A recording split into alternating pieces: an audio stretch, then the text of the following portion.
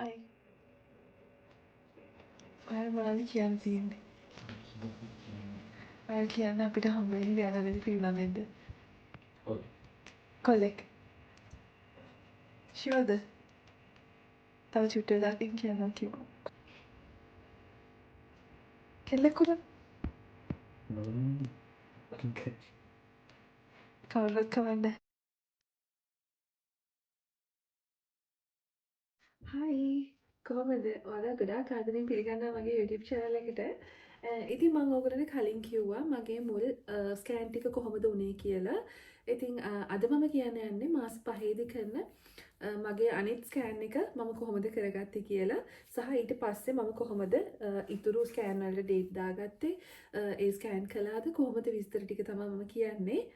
ඉතින් මගේ කලින් වීඩියෝස් බලපු අය දන්නවා මම ඩේටින් ස්කෑන් එක කළා NT ස්කෑන් එක කරා දැන් මට කරන්න තියෙන්නේ T2 ස්කෑන් එක. මම මෙහි හොස්පිටල් එකට ගිහලා රෙජිස්ටර් වුණා.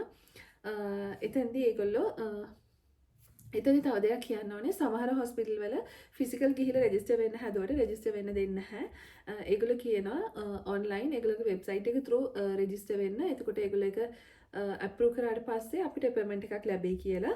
සමහර හොස්පිටල් තියෙනවා අපිට එවෙලම ගිහිල්ලා රෙජිස්ටර් වෙලා එන්න පුළුවන්. හැබැයි එදාට අපි මොනවද චෙක් කරන්නේ නැහැ. රෙජිස්ට්‍රේෂන් එක විතරක් කරගෙන පස්සේ දවසකට ඩේට් එකක් දාගෙන අපොයින්ට්මන්ට් එකට යන්න පුළුවන්. ඉතින් මෙහි ඒ වගේ දෙවිදියක් තියෙනවා. දෙකම ගවර්න්මන්ට් හොස්පිටල්. මම එකකට ගියාම මට ඒ දේ වුණා. මුලින්ම ගියාම ඒගොල්ලෝ කිව්වා අපි ආවට වැඩක් නැහැ. ඔන්ලයින් රෙජිස්ටර් වෙලා තමයි එන්න ඕනේ කියලා. ඉතින් මම එදා ඒගොල්ලෝගේ වෙබ්සයිට් ලින්ක් එකයි අනිත් විස්තර අරගෙන ගෙදර එන්න උනා. කිසිම තේරුමක් නැහැ හොස්පිටල් එකට ගියා කියලා. හැබැයි මම තව හොස්පිටල් එකක් try කරලා හදිස්සියෙම ඒකෙදි ඒගොල්ලෝ මාව හොස්පිටලයිස් කරගත්තා. ඉතින් මම ගෙදර එන්නත් කලින් මාව හොස්පිටල් එකේ ඇඩ්මිට් කරගත්තා. මට මේල් එකකින් ඒගොල්ලෝ ඒ දවස් දාලා තිබ්බා මගේ රෙජිස්ට්‍රේෂන් එක ඕකේ කියලා. ඊපස්සේ මට ඒගොල්ලෝ ඊළඟ දවසේ දාලා තිබ්බා අපොයින්ට්මන්ට් එක. ස්කෑන් එකට කලින් ඒගොල්ලෝ ඩොක්ටර් කෙනෙක් මාව බලන්න දාලා තිබ්බා. ඒ මාව බලලා මගේ කන්ඩිෂන් එක ඔක්කොම දැනගෙන තමයි මගේ T2 ස්කෑන් එකට දානවා කියලා තිබ්බේ. ඉතින් මට අපොයින්ට්මන්ට් දෙකක් ඒ හින්දා හම්බුණා. මුලින්ම ඩොක්ටර් විසිට් එකක් ගිහිල්ලා ඇවිල්ලා ඊට දවස් දෙකකට පස්සේ තමයි මට ස්කෑන් එක තිබ්බේ. ඉතින් ඔය ස්කෑන් එකට යන්න මම ලෑස්ති වෙලා ඉද්දි ඩොක්ටර් හම්බෙන්න යන්න ඉද්දි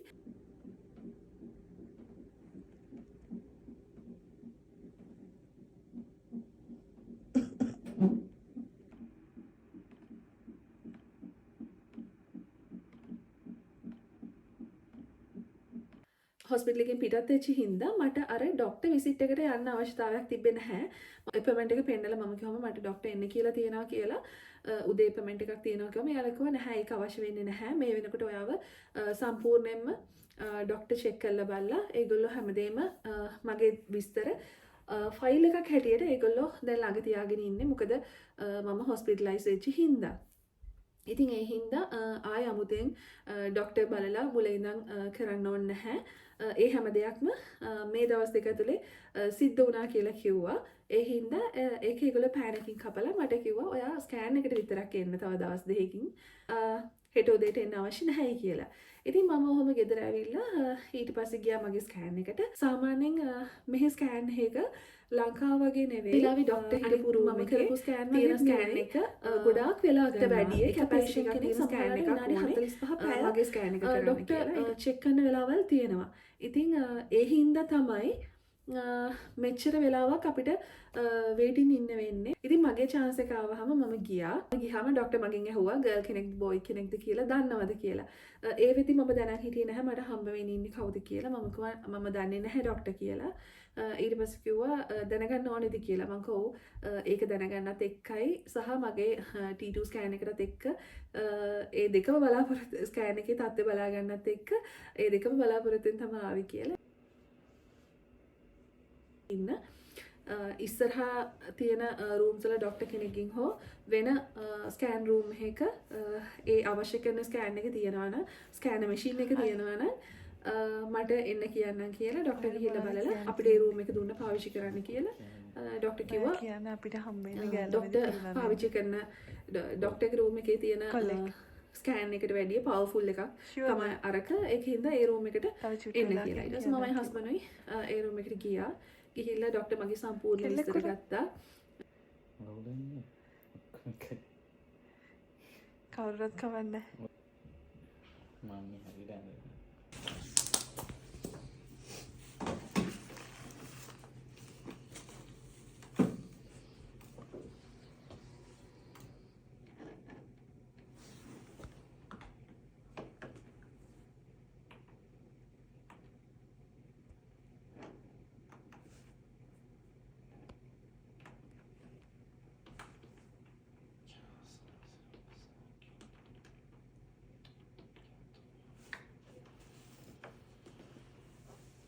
ඒ ඔක්කොම සිස්ටම් දාලා ඊට තමයි ස්කෑන් එක පටන් ගත්තේ. ඉතින් ඇත්තටම ඒතන ඉද්දි තමා තේරෙන්නේ අර කලින් පේෂන්ට්ලගෙත් විනාඩි 45ක් ඊට වැඩි කාලයක් යන්නේ ඇයි කියලා. මොකද ડોක්ටර් ඒ තරම් ඉන් ඩීටේල් බලලා හැමදේම බලලා අපිට නොතේරෙන ගොඩක් දේවල් අනිවාර්යයෙන්ම ડોක්ටර්ස්ලා දන්නවා. ඒතර එයාට ඕන කෙන හැමදේම බලලා හරියට මේ දේවල් ඕකේ වෙනකම්ම ඒ ડોක්ටර් චෙක් කරනවා.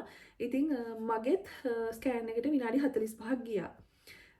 ඊට පස්සේ ડોක්ටර් මට මෙන්න මේ ડોකියුමන්ට් එක දුන්නා. මේකේ තමයි ડોක්ටර් බලපු සම්පූර්ණ ස්කෑන් එක තියෙන්නේ. මේක මම හිතන්නේ පිටු 6ක ස්කෑන් එකක්. මේකේ බබාගේ සම්පූර්ණ විස්තර සහ මගේ සම්පූර්ණ විස්තර තියෙනවා. ඊට අමතරව ડોක්ටර් ස්කෑන් එක යන අතරේ බබාගේ කැප්චර් කරගත්ත ෆොටෝස් ටික බබාගේ අත්‍යවශ්‍ය බලන්න ඕනේ දේවල් මට print out එකක් attach කරලා තියෙනවා මගේ documents එක්කම. මේ ඔක්කොම ડોක්ටර් බලපු දේවල්. ඉතින් ඔයගොල්ලන්ට මෙතන මේ පිටු ගාන දකිනකොටම හිතනවා ඇති එච්චර වෙලාවක් ඇත්තටම ගියා කියලා. විනාඩි 45කට වැඩි වෙන්නේ නැති අනිවාර්යෙන්ම. ගොඩක් වෙලා මම හිටියා රූම් එකේ ස්කෑන් එක යන අතරේ. ඉතින් මේ දේවල් එකින් එකට බල ගන්නකොට ඉතින් ඒ වගේ ලොකු කාලයක් යනවා. මම මොන ස්ටේජ් එකේද ඉන්නේ කියලා. ඒ කියන්නේ ෆස්ට් ට්‍රයිමෙස්ටර් එකේද සෙකන්ඩ් ට්‍රයිමෙස්ටර් එකේද එහෙම කියලා. මේකේ දාලා තියෙන සෙකන්ඩ් ට්‍රයිමෙස්ටර්. එතකොට දාලා තියෙනවා බබාගේ සති ගාන කොච්චරක්ද කියලා. සහ මම ඒගොල්ලෝ ගෙස් කරලා දාලා තියෙනවා මම ප්‍රෙග්නන්ට් වෙලා තියෙන්නේ අහවල් දවසේ කියලා. ඒකේ ඩේට් එක තියෙනවා.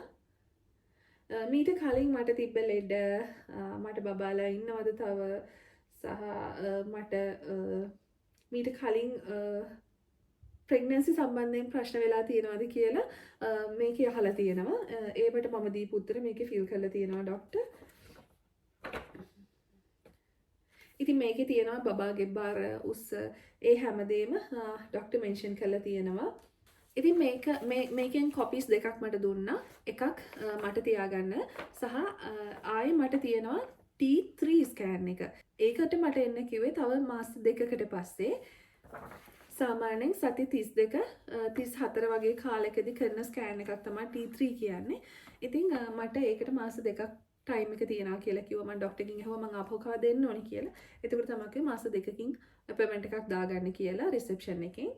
ඉතින් ඊට පස්සේ මට කරන්න තිබ්බේ බ්ලඩ් ටෙස්ට් එකයි, යූරින් ටෙස්ට් එකයි, ඒ කියන්නේ ග්ලූකෝස් ටෙස්ට් එකයි, ඒ වගේ ටෙස්ටින් ටිකක් ලැබ් එකට ගිහිල්ලා මට කරගන්න ඕන කරන ටෙස්ටින් ටිකක් තමයි මට තිබ්බේ. ඉතින් මම ඒ ඩේට් එකට ඒ ටයිම් එකට උදේ ගිහිල්ලා ලැබ් එකට ගිහිල්ලා යූරින් සාම්පල් දීලා, බ්ලඩ් සාම්පල් දීලා ඒ වෙලාව එළියට ආවා. එතන එහෙම මුකුත් විශේෂ දෙයක් වුණ නැහැ. මට දෙන්න තිබ්බ බ්ලඩ් එකයි යූරින් එකයි දීලා මම ආවා. මෙහෙම මගේ ඊළඟ T3 ස්කෑන් එකට මට ඩේට් එකක් ඕනේ. එහෙම කියලා මම එතනින් අපොයින්ට්මන්ට් එකකුත් අරගෙන මම ඉතින් එදා ගෙදර ආවා. ඒ ඇවිල්ලා හවස හරි පහුවෙන්ද හරි මට හරියටම මතක නැහැ. මට ආයි මේල් එකකින් ආවා 5කට පස්සේ වගේ තමයි ඩේට් එක තිබ්බේ. ඒ අපොයින්ට්මන්ට් එකට එන්න කියලා. මට අපොයින්ට්මන්ට් එක තිබ්බේ උදේ 9:45ට. අපි 9 වෙනකොට එතන ඉන්න ඕනේ. මොකද විනාඩි 45කට කලින් යන්න ඕනේ. ඉතින් මම ටෝකන් එක දාගෙන වෙන්ද වගේම මිඩ්වයිෆ් ගාවට ගියාම ඒ යන්න කලින් මට කලින් පේෂන්ට් කෙනෙක් හිටියා. ඊට පස්සේ තමයි මම හිටියේ. මගේ ඉතින් චෙක් කරා බ්ලඩ් ප්‍රෙෂර් චෙක් කරලා මගේ බර චෙක් කරා සහ උණ. ඒ ටික චෙක් කරලා මට පොඩි චීට් එකක් දුන්නා. මේ ඇතුළට යනකොට අරන් යන්න කියලා. ඉතින් මම ඇතුළට ගියාට පස්සේ මිඩ්වයිෆ් මට ගොඩක් හොඳට කතා කරා. එයා ගොඩක් මට ෆස්ට් ටයිම් තමයි මිඩ්වයිෆ් හම්බුනේ. ඉතින් එයා අපිව හොඳට වෙල්කම් කරලා මගෙන් ඒ චීට් එකත් අරගෙන මගේ බර ඔක්කොමත් චෙක් කරලා ඉතින් මගේ රිපෝට්ස් මම මේ ෆයිල් එක අනිවාර්යෙන්ම අරන් යනවා යනකොට. මොකද මේක ඇතුලේ තමයි මගේ සහ මගේ බබාගේ හැම ඩීටේල් එකක්ම තියෙන්නේ හොස්පිටල්. රටවල් දෙකේ මේවා මුලදී කරපු ස්කෑන් සහ මෙහෙදී දැන් මම කරගෙන යන දේවල් සහ හොස්පිටල් රෙජිස්ට්‍රේෂන් එතකොට මගේ ඩිලිවරි ඩේට් කොහොමද තියෙන්නේ මට දීලා තියෙනවා හොස්පිටල් එකකින් බබාට සහ මට ඕන කරන හොස්පිටල් බෑග් එකේ ලිස්ට් එකක් ඒ ඇඩ්මිට් වෙලා ඉන්න දවස් ගානට ඩිලිවරි එකට ඕන කරන බඩ් ලිස්ට් එකක් ඒ ඔක්කොම මේකේ තියෙන්නේ සහ හොස්පිටල් එකේ මම ඇඩ්මිට් වෙනකොට මම ෆෝම් එකක් පුරවන්න ඕනේ ඒ ෆෝම් එක මේකේ තියෙන්නේ මම බාගෙට ෆිල් කරලා ඒවා තියාගෙන ඉන්නවා ඒ ඩේට් එක දාලා සිග්නේචර් එක දාලා එදාට අරන් යන විතරයි මට තියෙන්නේ. ඉතින් ඒ ඔක්කොම තියෙන මේක ඇතුලේ හින්දා මේ ෆයිල් එක මම හරිම පරිස්සමෙන් අරගෙන යනවා. ඉතින් මම මේ ෆයිල් එක මිඩ්වයිෆ්ට දුන්නාට පස්සේ එයා ඔක්කොම රීඩ් කරලා බලලා මගෙන් ඇහුවා මොනවා හරි අපහසුතාවයන් තියෙනවද මොනවා හරි පේන්ස් එනවද එහෙම නැත්නම් වෙන මොනවා හරි අපහසුතාව තියෙනවද මට දැනෙන යම් අපහසුතාව මොනවා හරි තියෙනවද කියලා මගෙන් ඇහුවා.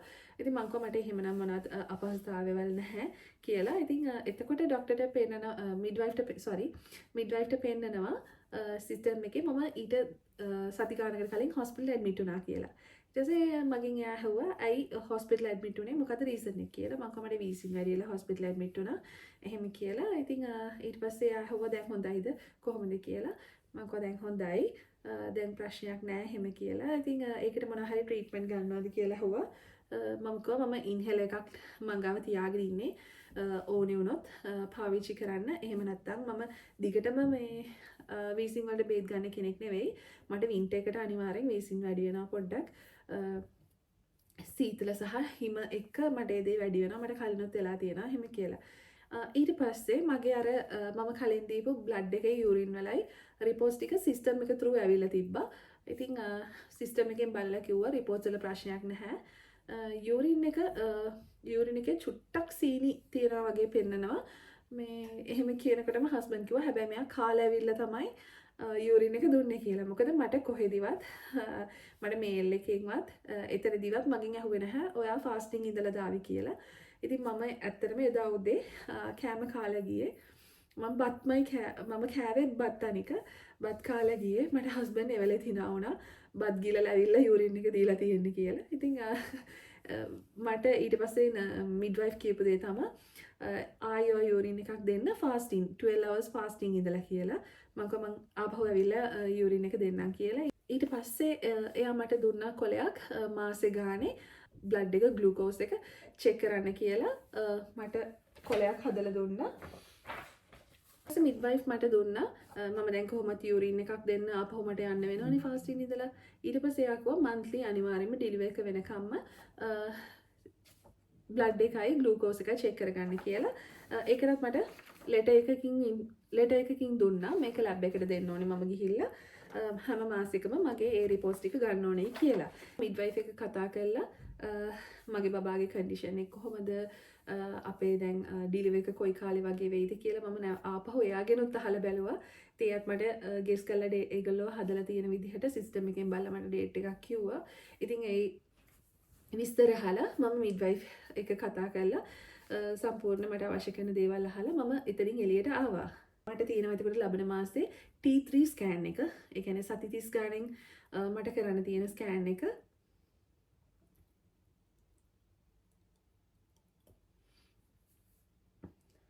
සහ ස්කෑන් එකට යන්න සහ මට තියෙනවා ඇනෙස්තීසියා වලට මෙහි අපොයින්ට්මන්ට් එකක්. ඒක මම මුලින්ම මාස 5ෙන්ම හොස්පිටල් රෙජිස්ටර් වෙච්ච දවසේම මට ඇනෙස්තීසියා වලට අපොයින්ට්මන්ට් එකක් දුන්නා. ඉතින් මට ඇනෙස්තීසියා වලට අපොයින්ට්මන්ට් එක හම්බුනේ මම මුලින්ම හොස්පිටල් එකේ රෙජිස්ටර් වෙන්න ගිය දවසේ. රෙජිස්ටර් වෙනකොට මට මාස 5යි ගාණක් වුණේ. ඉතින් එතකොටම ඒගොල්ලෝ මට ඇනෙස්තීසියා වලට අපොයින්ට්මන්ට් එකක් දාලා දුන්නා. ඒ අපොයින්ට්මන්ට් එකේදී වෙන්නේ මට ඒ සම්බන්ධයෙන් ඉන්න මිඩ්වයිෆ් හෝ ડોක්ටර් ඇවිල්ලා කතා කරලා මම ඇනෙස්තීසියා ගන්නවද ඒ කියන්නේ එපිඩියුරල් එක ගන්නවද නැද්ද සහ එපිඩියුරල් එක ගැන ඒක කොහොමද වෙන්නේ කියලා විස්තර කියලා මාව දැනුවත් කිරීමක් තමයි වෙන්නේ. ඉතින් මම ඒ අපොයින්ට්මන්ට් එකට ගිහිල්ලා ඇවිල්ලා ඔයාලට කියන්නම් කොහොමද මේගොල්ලෝ ඇනස්තීසියා සම්බන්ධයෙන් මාව දැනුවත් කරේ කියලා. එදාට තියෙන්නේ ડોක්ටර් කෙනෙක් හෝ මිඩ්වයිෆ් කෙනෙක් මාව ඒ සම්බන්ධයෙන් දැනුවත් කරන එකයි.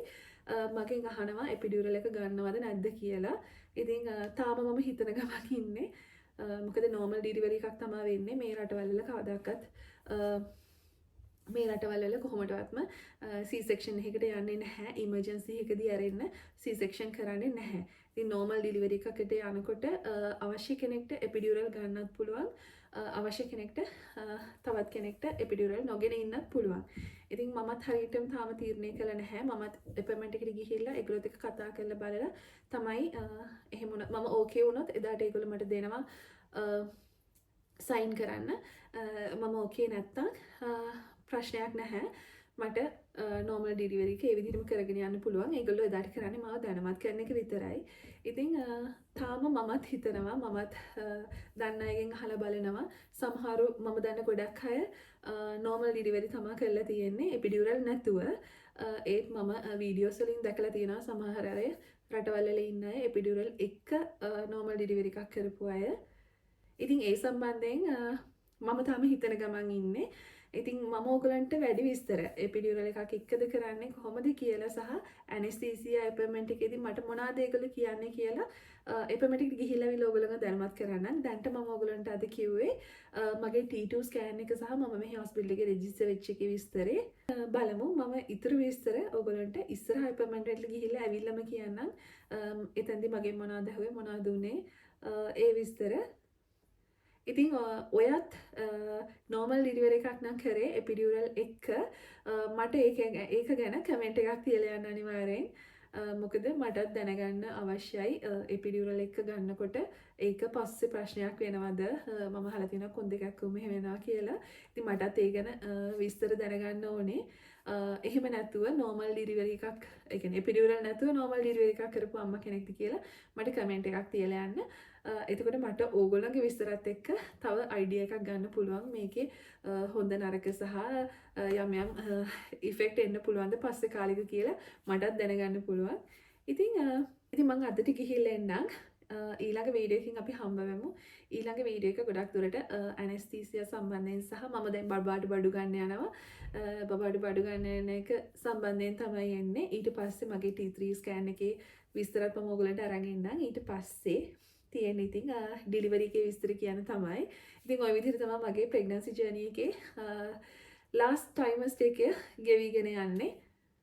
ඉතින් අපි බලමු ඉස්සරහදී මගේ ප්‍රෙග්නන්සි එකේ ඉතුරු දේවල් සම්බන්ධයෙන් මම ඔයගලට දැනුවත් කරන්නම්. මම අදට ගිහිල්ලා එන්නම්. පරිස්සමෙන් සතුටින් ඉන්න. බයි.